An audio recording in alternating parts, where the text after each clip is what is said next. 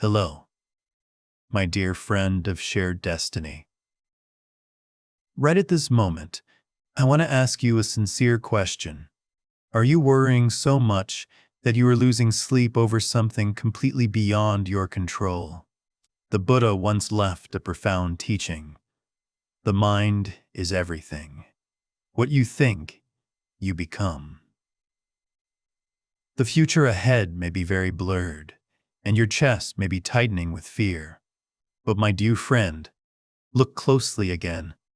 Suffering does not come from difficult external circumstances. It comes from the chaotic noise within.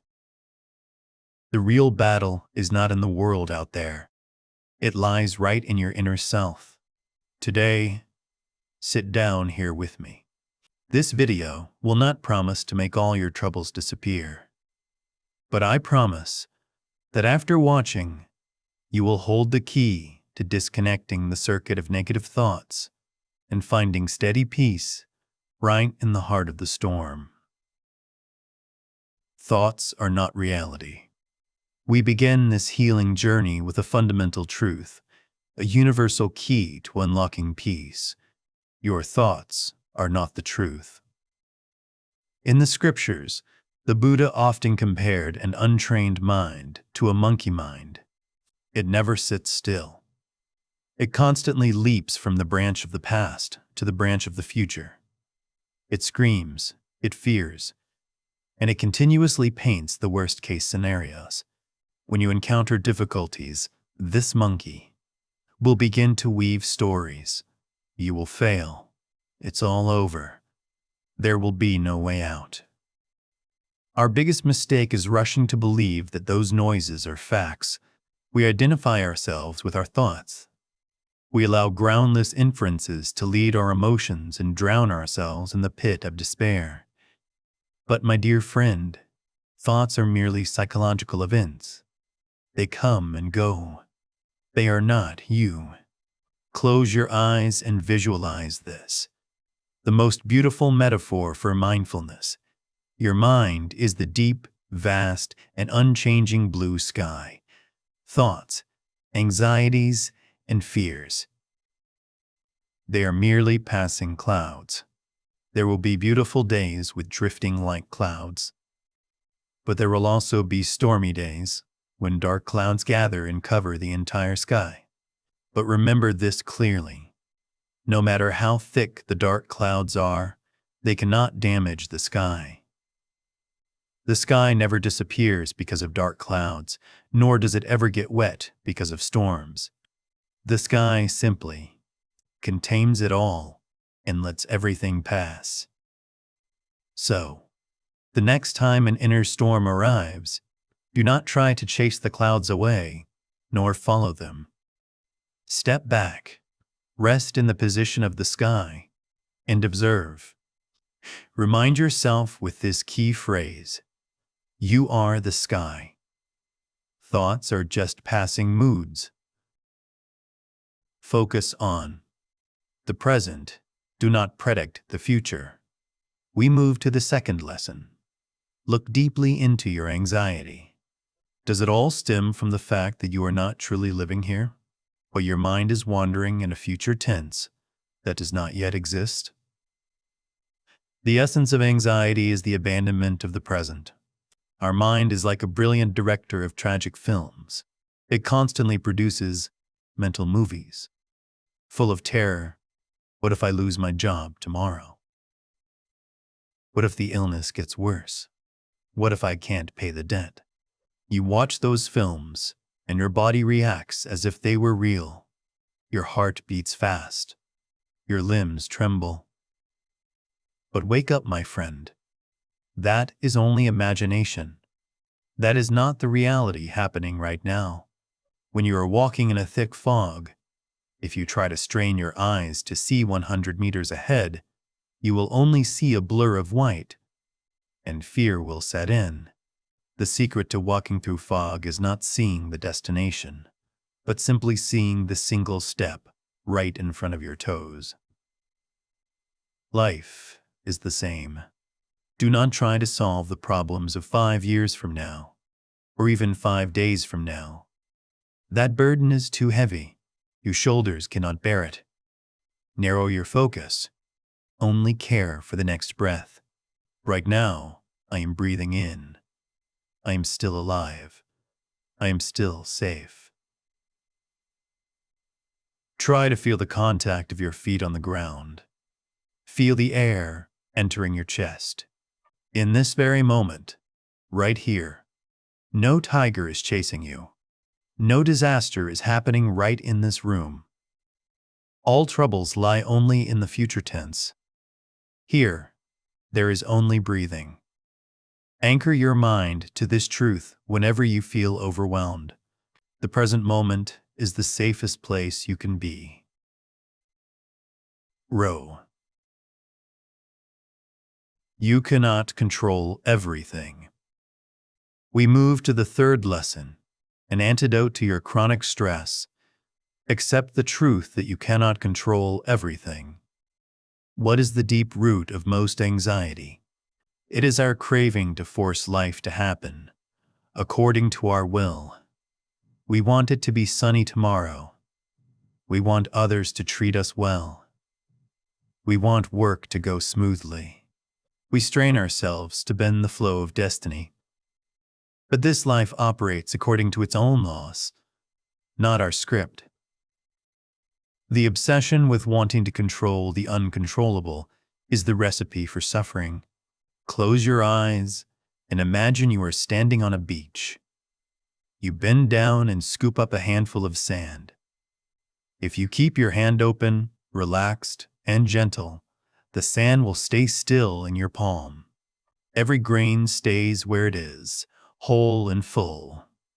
But as soon as you start to fear losing the sand, you clench your fist. You try to control every grain. And what happens? The sand begins to leak out through your fingers. The tighter you squeeze, the faster the sand flows away. And finally, only emptiness and painful nail marks remain in your hand. The paradox of life is exactly like that. The more you try to control, the more you lose control, and the more insecurity you feel. Peace does not come from gripping the steering wheel tighter. Peace comes from loosening your hands and trusting the flow. In Buddhism, this attitude is called equanimity. Equanimity does not mean indifference or neglect. Equanimity is the wisdom to distinguish between what is heaven's business, what is other people's business, and what is your business. You cannot stop a storm from coming. That is heaven's business. You cannot stop others from judging you. That is other people's business. But you can absolutely choose to keep your inner home steady. That is your business. Engrave this powerful mantra to return freedom to yourself. I don't need to control everything. I only need to control how I respond. Your worst days are building you. We come to the deepest part of today's journey. I want you to take a deep breath and look back at the difficult days you have just passed. Perhaps you feel that life is unfair. Perhaps you are asking, why me? Why must I endure so much suffering? But my dear friend, in Buddhism, there is a very beautiful philosophy: transforming trash into flowers, or turning poison into medicine. Suffering is not a punishment. Suffering is an alchemical furnace. Look back at yourself, the strength you now possess, the deep understanding you carry, the compassion you have for others. Where did all those precious qualities come from? They did not come from sunny days when everything went smoothly. They were born from stormy nights, from the painful falls where you had to stand up by yourself. Imagine the life of a seed. When a seed is sown into the ground, it falls into a world of total darkness, cold, and loneliness. The earth and rocks weigh down on it. Pressure from all sides squeezes it tight. If the seed were conscious, it would surely be terrified. It would think, "This is the end. I am being buried alive." But we, the gardeners, know the truth. That is not a grave. That is a planting. What the seed perceives as destruction is actually the necessary condition for its hard casing to crack open. Only when that safe shell shatters under pressure can the life force within reach out, strike roots deep into the ground, and stretch itself to find the light. You are that seed. And your current adversity, this unemployment, this separation, or this loneliness, is the black soil covering you. It is dark. It is suffocating. But please do not be afraid. You are not being buried. You are being planted. The universe does not bring difficulties to crush you. The universe brings pressure to break the shell of your narrow ego, to awaken the great potential sleeping within you. Without the darkness of the soil, there would be no brilliance of the flower. Without the mud, the lotus could not radiate its pure fragrance. So, change the way you look at pain. Do not resent it. Silently thank it for coming to temper you into a deeper, steadier version. Trust me, your worst days didn't destroy you. They built you. Not everything deserves your response. We move to the fifth lesson, the most practical lesson in this noisy world. Not everything deserves your response. Look back at our day. We live like tennis balls, constantly bouncing back against every wall around us. A phone notification sounds. We rush to check it. Someone leaves a rude comment. We immediately get angry. A colleague makes an insinuation. We spend the whole afternoon feeling annoyed and looking for a way to strike back. We mistake quick reactions for sharpness. But in the wisdom of stillness, unconscious reaction is the biggest thief of peace. My dear friend, consider your mental energy as the balance in a bank account. Every time you react to an event, you are spending an amount of energy. When you argue with a stranger online, you are paying a very high price with your serenity. The question is that event worth such an expensive price? Mostly, no. Real strength does not lie in shouting louder than others. Strength lies in the ability to pause. Between a stimulus, what makes you angry, and your response, there is always a small space. The task of practice is to widen that space. The next time anger arrives, say nothing, do nothing. Give yourself 3 seconds of silence. Breathe in. Breathe out. In those 3 short seconds, wisdom will have enough time to speak and tell you, this is not important. Let it go. Silence at this moment is not weakness. Silence is the roar of a proud inner self that knows its value, and thus does not deign to dispute with trivial matters. This applies not only to the outside world, but is even more important for the inner world. I am talking about the inner critic, that small voice in your head that always criticizes you. You messed up. You are so incompetent. Usually, we react by arguing with it or sadly believing it. Both ways are wrong. The more you argue, the louder that voice becomes. The wisest way to act is no response. Treat that judgmental voice like a static-filled radio playing in the corner of the room. Do you hear it? Yes. Do you need to turn it off or argue with it? No. You just continue doing your work. Say silently, "Thank you for sharing your opinion, but I do not accept it. Remember, You do not need to participate in every battle you are invited to. There are letters sent to you where the best way to handle them is to never open them. Protect your peace like protecting a candle flame before the wind. Do not let any accidental breeze blow it out. Turn obstacles into the path. We move to the sixth lesson. This is when we perform a miracle of consciousness, changing perspective to turn a problem into a guide. My dear friend, when a difficulty arrives, a breakup, a financial failure, or an illness, our first reaction is usually fear and denial. We see the problem as a giant stone wall blocking the path. We bow our heads against that wall and cry, "Why is life blocking my way?" But in the wisdom of enlightened beings, there is no such thing as a blocking wall. Everything is the path. The problem does not lie in the event that is happening. The problem lies in the label you stick on that event. If you label it a disaster, you will be afraid. But if you label it a lesson, you will grow.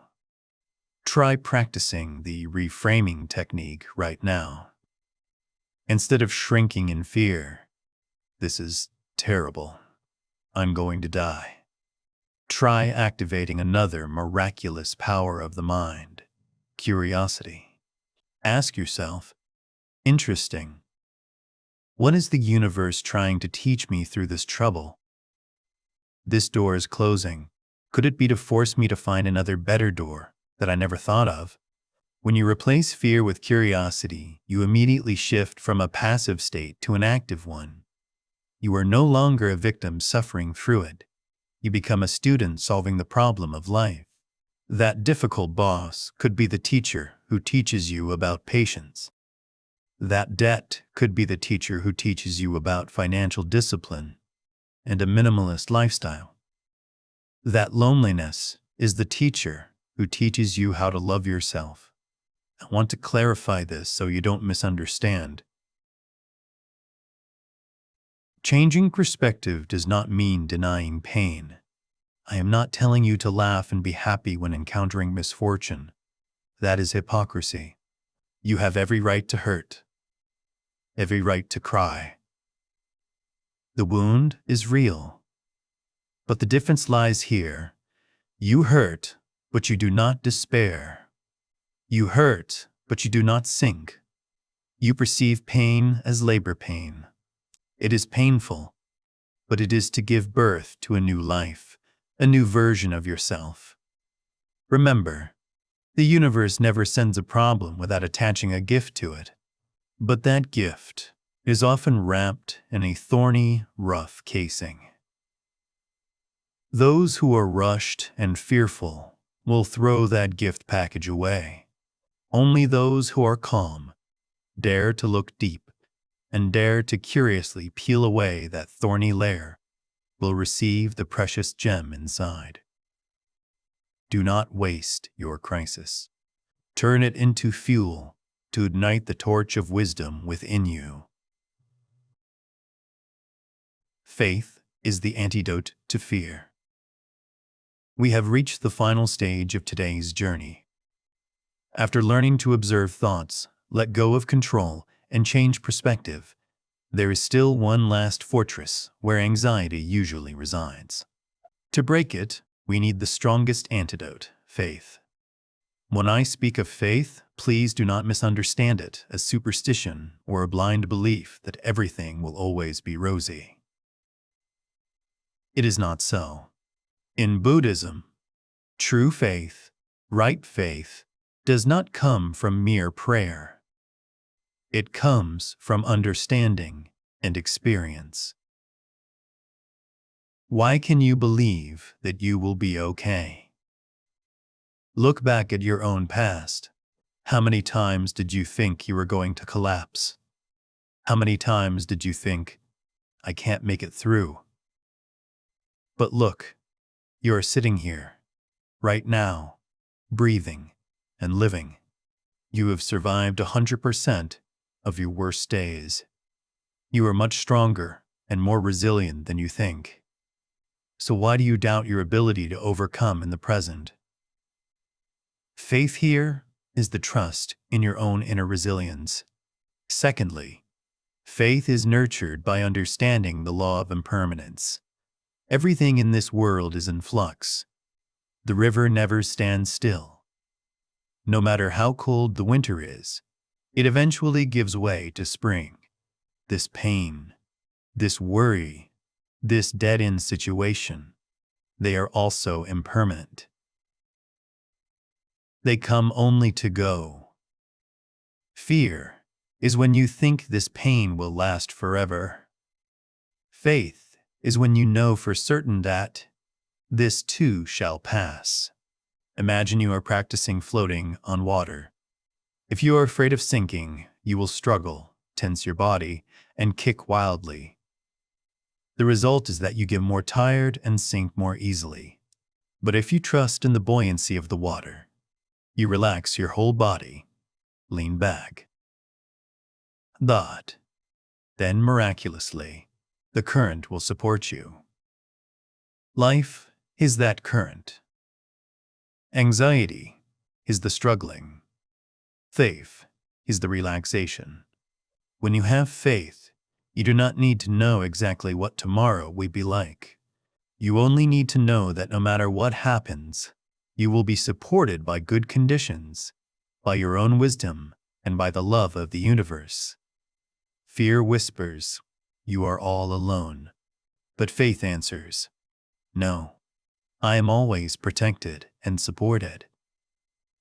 Replace the question, "What if everything gets worse?" with the affirmation, "No matter what happens, I will have a way to go through." That is the sturdiest anchor to keep your ship of consciousness peaceful before every violent wave. My dear friend, thus we have traveled together through 7 steps to find peace amid stormy days. Remember that you are the vast sky, not the clouds of thought. Remember to return to the present breath instead of getting lost in future movies. Loosen your grip on the sand of control. And most importantly, believe that adversity is the teacher, tempering you into your most brilliant version. Anxiety is a habit of the mind, and peace is a skill that can be trained. Tonight, do not bring tomorrow's burdens to bed. Set them down by the doorstep and allow yourself to rest fully in trust. May you have enough wisdom to see through your worries, enough courage to let go of what cannot be controlled, and enough love to be compassionate with yourself during these difficult days. You are safe. You are loved, and everything will be okay. Peace to your body and mind. Goodbye, and see you again.